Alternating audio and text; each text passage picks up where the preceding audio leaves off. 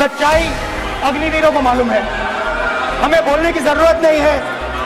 अग्निवीर को किस चीज का सामना करना पड़ता है, शहीद का दर्जा मिलता है या नहीं मिलता है, कॉम्पनसेशन मिलता है नहीं मिलता है, पेंशन मिलती है नहीं मिलती है, वो उसको मालूम है। आखिरकार मोदी जी को अग्निपथ स्कीम पर राहुल गांधी के सामने झुकना ही पड़ा। जो कल तक अग्निपथ स्कीम को अपनी गलती मानने के लिए तैयार नहीं थे, वो अब अग्निपथ में बदलाव करने के लिए भी तैयार हो चुके हैं।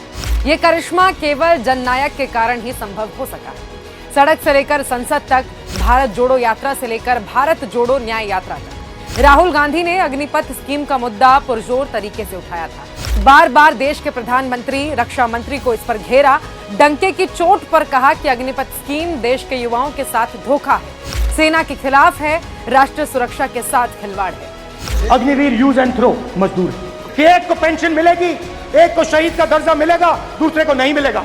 गलत बयानी करके सदन को गुमराह करने नहीं की सर, कोशिश गलत नहीं है सर। और पूरी सेना जानती है कि स्कीम प्राइम मिनिस्टर का ब्रेन चाइल्ड था, स्कीम सेना का ब्रेन चाइल्ड नहीं था। इनको अग्निवीर अच्छा लगता है, आप उसको रखिए, हम उसको बदल देंगे, हटा देंगे। सिंपल सी बात है, हमारी सरकार आएगी, अग्निवीर को हम हटा देंगे। अब अग्निपथ स्कीम पर मोदी सरकार बैकफुट पर आ चुकी है और इसमें बदलाव करने के लिए तैयार हो गई है।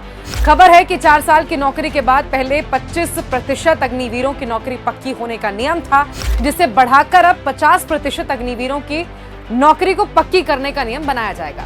लेकिन देश के युवाओं के लिए ये काफी नहीं।